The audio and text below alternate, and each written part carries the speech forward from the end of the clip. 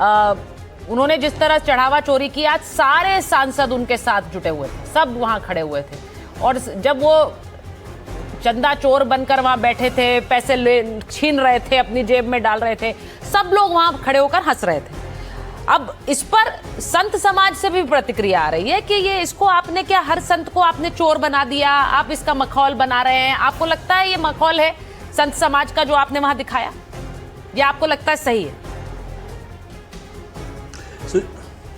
सुचारिता जी, मुझे समय दे दीजिएगा, बीच में अगर टोकेंगे तो मैं आपसे डर जाता हूं।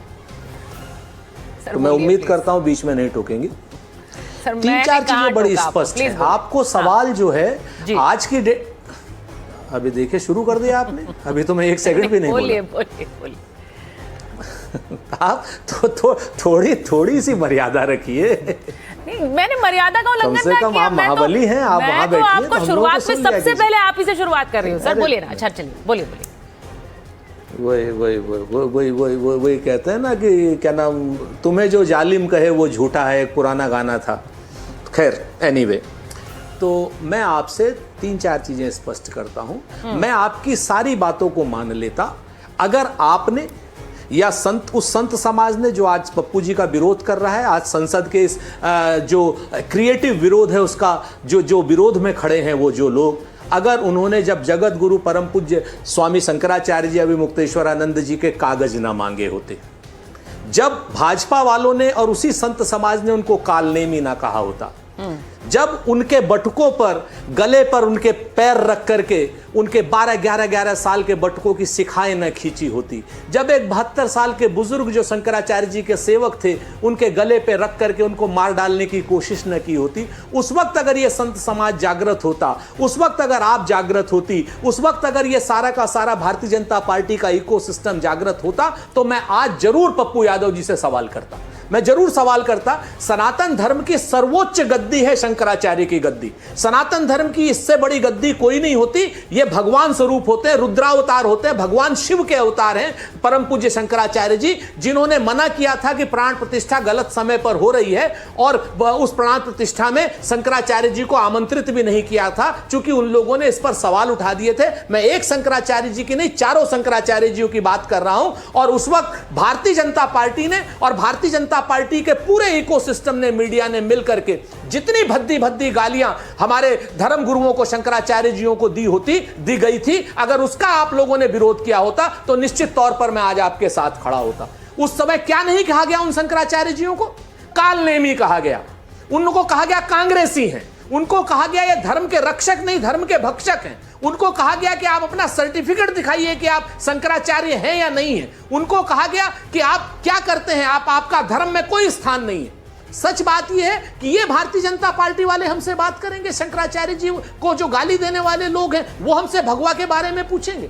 भगवा धर्म को जितना अपमानित भारतीय जनता पार्टी ने किया, उतना अपमानित किसी ने नहीं किया।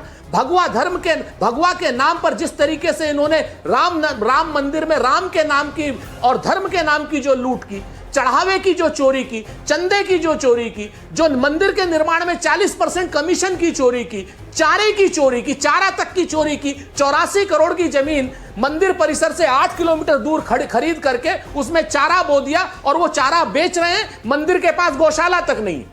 इस तरीके के जिन लोगों ने पूरे के पूरे धर्म को धंधा बना दिया, वो लोग आज हमारे ऊपर सवाल उठा रहे हैं, एक क्रिएटिव विरोध पर सवाल उठा रहे हैं कि आप भाई चढ़ावा चोरी मत कीजिए। इस विरोध के नाम पर आप चढ़ावे चोरी का महापाप नहीं छुपा सकते हैं। आप सब लोगों को 60,000 साल तक मल का कीड़ा बन के रहना पड़ेगा, जिन लोगों ने भी चढ़ावा चोरी की है। तो आज की डेट में हमें ये लोग ना समझाएं, हमारी बात को समझें। हमने उन सारे लोगों का विरोध किया जो चढ़ावा चोर हैं, जो लोग कमीशन खोर हैं, जो लोग 2 करोड़ की जमीन 18 करोड़ में खरीदते हैं, जो लोग 84 करोड़ जमीन की जमीन पर चारा, सर, या मुझे इंतजार करना है कि आप खत्म करेंगे तब मैं दूसरे मेहमानों को मौका दूं?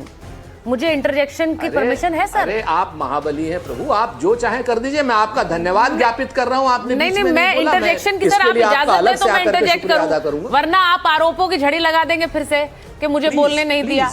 अब मैं एक चीज कहूंगी सर आपसे, आपने शंकराचार्य का जिक्र किया क्योंकि आप बार बार मीडिया और आप क्या सवाल आप मीडिया पे उठा देते हैं, जागृत नहीं है। आपने तो शंकराचार्य का मुद्दा वहां बैठकर स्टूडियो डिबेट्स में उठाएगा। सर मैं तो वाराणसी जाकर उनका इंटरव्यू करके आई थी, चलाया था एनडीटीवी इंडिया पर, तो आपको बता देती हूँ। पहली बात। दूसरी बात, आपने जो बात कही कि जागृत नहीं कर रहे हैं, सर मीडिया जागृत करेगी। आपने हमारा रोल खबर दिखाने का है। अब अगर मैं आपसे कह दूं कि राम मंदिर पर अब इस वक्त आप लोग इतने बड़े भक्त बन रहे हैं, आपके अभी टॉप लीडर राम मंदिर आज तक नहीं गए, तो फिर आपको चुभ जाएगा। तो सर ये भी सोचिए ना, इस सवाल के बारे में भी गौर कीजिए। आज सबसे बड़े भक्त बनने से कुछ नहीं होगा, लोग पूछेंगे भी आपसे कि आप कब गए राम मंदिर। अच्छा, अब मैं पहले बाकी मैं मानू, फिर वापस आऊंगी, पहले मैं रोहन जी के पास जा रही हूँ। रोहन जी बताइए, वो कह रहे क्रिएटिव एक्सप्रेशन है, ये क्रिएटिव विरोध है, आप लोगों को इससे दिक्कत क्यों होती है क्रिएटिव एक्सप्रेशन से? देखिए, पहली बात तो उनके नेता की तरह सुरेंद्र भाई भी पुराने साथी हैं, वो भी विक्टिम कार्ड अच्छा खेलना सीख गए।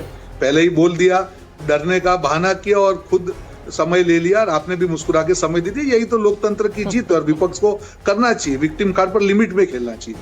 देखिए, उन्होंने बहुत बड़ी बड़ी बातें की कि सनातन के अपमान की, उन्होंने शंकराचार्य जी की बात की। मुझे बताइए पार्टी का स्टैंड क्या है? ठीक है, आज जो रामलला की ये बात कर रहे हैं, जो हुआ बिल्कुल गलत हुआ, चंदा चोर जो भी होंगे उनको नहीं छोड़ा जाएगा, पर आपकी आस्था का विषय क्या है?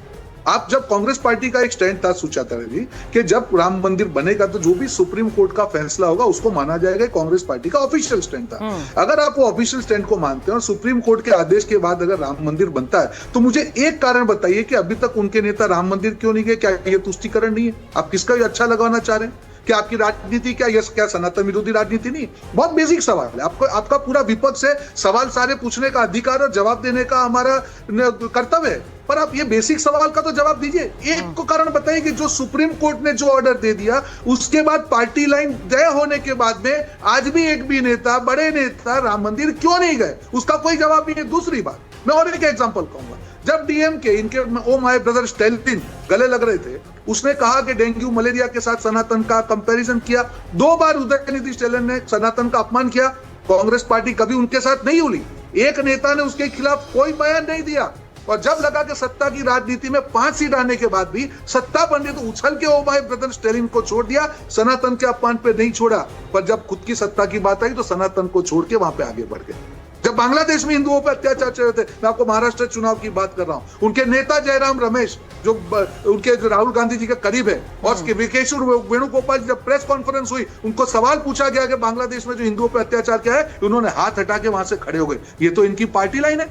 आप राम सेतु की बात करें, भगवान राम के अस्तित्व की बात है, आप बिल्कुल सवाल उठाइए, पर आप नकली हिंदू बनेंगे, नकली सनातनी बनेंगे तो देश की जनता माफ नहीं करेगी। और आज पप्पू यादव ने इन्होंने कहा क्रिएटिव विरोध, ये क्या क्रिएटिव है? क्या धर्म का अपमान क्रिएटिव है? आप बिल्कुल विरोध करिए, आपका काम है, विपक्ष की जिम्मेदारी है कि विरोध करें लोकतंत्र में, पर इसका मतलब ये नहीं कि क्रिएटिव की आड़ में आप सनातन का अपमान करें। बगला चोला बैठ के वहां पे राहुल गांधी आए, चंदा डाला। अरे कम से कम राम मंदिर तो चले जाते। यहाँ तो ड्रामा में आपने डाल दिया चंदा, कम से कम राम मंदिर चले जाते एक बार। तो ये क्रिएटिविटी के पीछे सनातन के अपमान का डोंग बंद करिए। देश की जनता आपका ड्रामा देख रही है। आपने एक लाइन को क्रॉस किया है, आज एक लाइन को क्रॉस किया है। पूरा धर्म, पूरा देश ये इस बात से आहत है। अब मैं इस बात पे हर्षवर्धन जी अगर आपसे पूछूंगी, नहीं सर मैं आऊंगी, भाटी जी नाराज हो जाएंगे फिर। कितनी नाराजगी मोल लूंगी मैं, ये बताइए ना। एक बार जाऊं ना उनके पास भी और हर्षवर्धन जी के पास भी। अरे सुचारिता जी, आपसे कोई नाराज नहीं हो सकता। आप इतना हंस के डिबेट कराते हैं, आपसे कोई नाराज नहीं हो सकता। मैं एक बार हर्षवर्धन जी के पास जा रही हूँ।